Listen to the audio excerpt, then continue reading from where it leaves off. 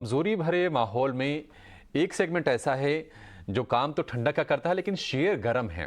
वो है कूलिंग वाला सेगमेंट। एसी कूलर बनाती है जो कंपनियां, आप देख लीजिए वोल्टास ऊपर है करीब 2%, सिम्फनी को देखिए करीब 2% की तेजी वहां पर हमें दिख रही है। और अगर आप ब्लू स्टार को देखेंगे तो वहां पर 2 नहीं बल्कि 4% के आसपास की तेजी अब हो गई है। और ये तीनों शेयर चल रहे हैं और आज ही नहीं चल रहे हैं बल्कि पिछले आप महीने से या फिर 2-3 महीने का अगर आप चाल उठा के देख लेंगे तो यहाँ पर ज़बरदस्त तेज़ी बनी हुई है। और अगर हम इस साल की ही बात कर लें, यानी कि अब तक जो 52-53 दिन का समय बीता है 2023 में, अब ये शेयर 15 से लेकर 25% के आसपास तक की चाल दिखा चुके हैं ये तीनों के तीनों।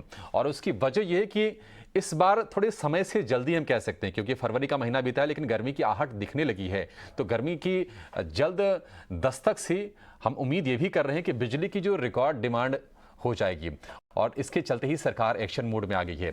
गर्मियों में बिजली की सप्लाई सुनिश्चित करने के लिए सरकार ने क्या कदम उठाए हैं, ये जानने के लिए चलेंगे अपने सहयोगी प्रकाश प्रियदर्शी के पास। प्रकाश बताइए, सरकार बिजली की सप्लाई के लिए हम देख रहे हैं कि मिशन मोड में है। यहाँ तक कि सरकार ने इमरजेंसी कानून का जो इस्तेमाल किया और कंपनियों को आदेश दिया कि वो जो भी इंपोर्टेड कोल से चलने वाले जो प्लांट हैं उनको 100% क्षमता पर चलाएं। आप ही बताइए कि इसके पीछे की रीजंस क्या हैं और इसके अलावा भी क्या सरकार ने कुछ कदम उठाए हैं क्या?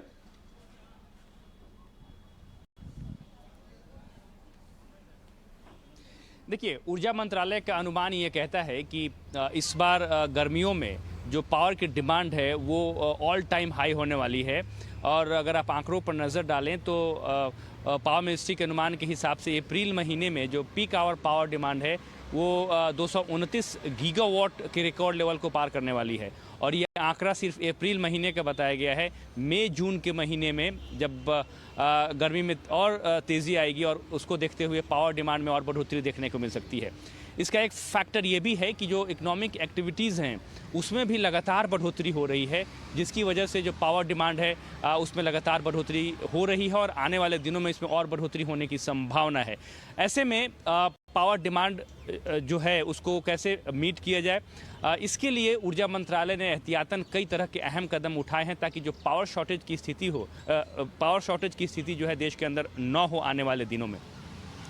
सबसे पहला फैसला तो ये लिया ऊर्जा मंत्रालय ने कि सभी कंपनियों को जो पावर प्लांट्स हैं और साथ ही साथ जो राज्य सरकारें हैं उनके लिए एक निर्देश जारी किया गया, जिसमें यह कहा गया कि वो अपनी कुल रिक्वायरमेंट का कम से कम 6% कोयला जो है वो इंपोर्ट करें, जो कि ब्लेंडिंग पर्पस के लिए होगा। पहले इसको ऑप्शनल बनाया गया था लेकिन अब इसको ज़रूरी बना दिया गया है ताकि जो गैप है पावर प्लांट्स को जितने कोयले की ज़रूरत है और जितनी सप्लाई डोमेस्टिक सोर्सेज से हो रही हैं उस गैप को पूरा किया जाए। और इसके लिए 6% कोयला इंपोर्ट करने की जो शर्त है वो रख दी गई है और वो भी ज़रूरी बना दिया गया है। जो भी राज्य सरकारें या पावर प्लांट्स ऐसा नहीं करते हैं उनको इसके लिए पेनाल्टी भी देना होगा।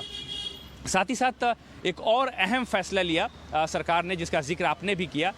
ये कहा कि कुछ दिन पहले यानी कि परसों ही एक इलेक्ट्रिसिटी एक्ट के तहत सेक्शन 11 होता है जो कि आपातकाल की स्थिति में जिसका इस्तेमाल किया जाता है। ऊर्जा मंत्रालय ने इसका भी इस्तेमाल किया और सभी imported coal based power plants को इस बात के निर्देश दिए कि वो अपनी पूरी क्षमता के साथ ऑपरेट करेंगे। और उन पावर प्लांट्स को भी इसमें शामिल किया गया है जो कि इंपोर्टेड कोल बेस्ड पर चलते हैं लेकिन NCLT के दायरे में चले गए हैं, उन्हें भी पूरी क्षमता के साथ ऑपरेट करना होगा। मकसद ये है कि भले बिजली कुछ महंगी हो लेकिन बिजली की उपलब्धता देश के अंदर हो। पावर प्लांट्स को इस बात की इजाज़त दी जाएगी कि उनके पास जो एडिशनल पावर है वो पावर एक्सचेंज पर बेच ले। हालांकि पहली प्राथमिकता उनके लिए ये होगी कि वो जिन राज्यों के साथ PPA है उन्हें ही पावर सप्लाई करे, लेकिन अगर कोई राज्य सरकार पावर लेने से मना कर देता है तो फिर ऐसे में पावर प्लांट्स के पास इस बात की इजाज़त होगी कि वो पावर एक्सचेंज पर बेच ले। CERC ने भी एक और अहम फैसला दिया है। CERC ने ये कहा है कि पावर एक्सचेंजेस पे हाई प्राइस सेगमेंट की घोषणा की है, मंजूरी दी है, जिसमें कि gas based power plant, imported coal based power plants और उसके लिए जो प्राइस टैरिफ है, जो सीलिंग है, उसको बढ़ाकर 50 रुपए पर यूनिट कर दिया है। तो मकसद ये है कि पावर की उपलब्धता रहे, जो डिमांड है उसको पूरी की जाए और इसको ध्यान में रखते हुए तमाम कदम उठाए गए हैं। ठीक है प्रकाश, आप हमारे साथ बने रहिए और इस खबर को थोड़ा सा और विस्तार से समझेंगे कि सरकार ने जो कुछ ये उपाय किए हैं गर्मी के एहतियातन इसको हम कह सकते हैं, क्योंकि गर्मी की आशंका इस बार ज़्यादा है और सरकार अच्छी बात है कि पहले से ही पूरी की पूरी एक्शन मोड में है और इमरजेंसी कानून का इस्तेमाल करके ये आदेश दिया गया है। लेकिन पावर कंपनीज के लिए ये फैसला कैसा होगा, क्या बेनिफिशियरी होगा या उनके ऊपर नेगेटिवली इम्पैक्ट करेगा, ये समझेंगे और ये भी जानेंगे कि जो सीलिंग जो बढ़ाकर 50 रुपये प्रति यूनिट की गई है, उसको कैसे देखा जाए। शेर खान बीएनपी पारिवा के अभिजीत वोरा हमारे साथ हैं। अभिजीत, जो बहुत शुक्रिया आपका समय देने के लिए, स्वागत है आपका टीना स्वदेश पर। अभिजीत, पहला सवाल आपसे यही समझना चाहेंगे कि अभी देखिए प्रकाश ने बहुत ही विस्तार से समझाया है कि सरकार ने क्या उपाय किए हैं ताकि गर्मी जब बढ़े तो बिजली की संकट उस दौरान ना हो। पूरे मिशन मोड में है, एक्शन में है पूरी सरकार और इलेक्ट्रिसिटी एक्ट का सेक्शन 11 लागू किया है। इंपोर्टेड कोल बेस्ड जो प्लांट है, कहा गया है कि पूरी 100% उनको कैपेसिटी पर चलाया जाए। आप ये बताइए कि इससे पावर कंपनियों पर कितना असर होगा और कितना पॉजिटिव होगा ये असर। ये जो मूव है ये पावर कंपनीज के लिए पॉजिटिव है, like Tata power. So basically आप अगर देखेंगे तो मई टू दिसंबर के बीच में भी ये सेक्शन 11 इन्वोक किया गया था, जिसमें कि टाटा पावर का जो मुंद्रा यूएमपी है, जो पहले लॉस मेकिंग था, उसमें अलाउ किया गया कि जो भी कोल का कॉस्ट है वो कोल परचेजर्स पावर परचेजर्स को फुली पास थ्रू हो, plus fix cost under recovery भी कम हो through tariff, improve tariff mechanism, right. So इससे टाटा पावर के मुंद्रा यूएमपीपी का लॉस कम हुआ। लेकिन ये सब जो अरेंजमेंट है ये टेम्परेरी बेसिस पे है। इम्पोर्टेंट थिंग टाटा पावर या दूसरी पावर कंपनी जो इम्पोर्टेड कोल बेस पे ऑपरेट करती है, उनके लिए इम्पोर्टेंट ये है कि वो सप्लीमेंट्री पीपीए साइन करें with the power purchasers. In case of Tata Power, ये सप्लाई पहले से कर रहे हैं राजस्थान, गुजरात, महाराष्ट्र। अगर ये कर पाते हैं PPA sign on the terms of section 11, तो इनके लॉसेस बहुत हद तक रिड्यूस हो जाएंगे, वो उनके लिए फेवरेबल है। बट यहाँ से री रेटिंग के लिए पावर परचेज एग्रीमेंट साइन होना ज़्यादा जरूरी है। गवर्नमेंट के ये टेम्परेरी मूव है, जिससे कि टेम्परेरी स्टॉक प्राइस में मूवमेंट पॉजिटिव वे में आ सकता है, लेकिन सस्टेनेबल बेसिस पे वो फाइनेंशियल्स में नहीं दिखेगा अगर पीपीए नहीं है। तो once section 11 is over, the impact will also get over. ठीक है, बिल्कुल सही बात है कि टेम्पररी कदम है और पावर परचेज एग्रीमेंट साइन होना वो ज़रूरी है इस सेक्टर के लिए, अगर फाइनेंशियल्स को यहाँ से सुधारना है तो। अभिजीत, एक और छोटा सवाल जो शायद सभी के मन में होगा, वो ये कि 50 रुपये की जो सीलिंग प्राइस जो है सीईआरसी ने जो दिया है, वो सुन के थोड़ा सा आश्चर्य भी होता है कि 50 रुपये यूनिट की बिजली। आप ये बताइए कि क्या इससे कुछ कुशन का काम करेगा बिजली कंपनीज के लिए।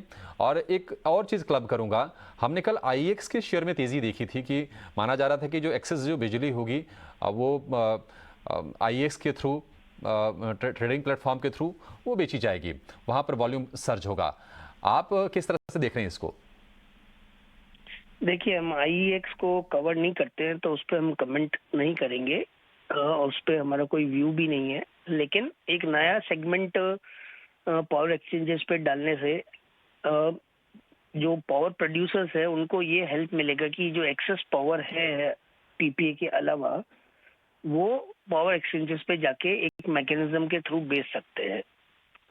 तो वहाँ पे उनको जो भी प्राइसिंग रहेगा, गवर्नमेंट ने जो किया है उसके हिसाब से उनका प्रॉफिटेबिलिटी अच्छा रहेगा और आईएक्स का भी वॉल्यूम इम्प्रूव करेगा वहाँ पे। बट अल्टीमेटली सीईआरसी रेगुलेटर है, वो तय करेगा कि क्या टैरिफ मिलना चाहिए। प्रोविजनल गवर्नमेंट टैरिफ के हिसाब से इनको प्राइसेस मिलेगा, टैरिफ मिलेगा, लेकिन अल्टीमेटली वो रिवाइज होगा सीईआरसी के टैरिफ रेगुलेशन से। ठीक है, तो पावर कंपनियों को इससे फौरी राहत थोड़ी सी मिल जाएगी, लेकिन ये टेम्पररी है। ज़रूरी ये है कि अगर पावर कंपनियों की बैलेंस शीट को सुधारना है तो पावर परचेज अग्रीमेंट किए जाएं लॉन्ग टर्म के, और वही एक अल्टीमेट सोल्यूशन होगा। अभिजीत जी का ऐसा मानना है। अभिजीत जी, बहुत शुक्रिया आपका समय देने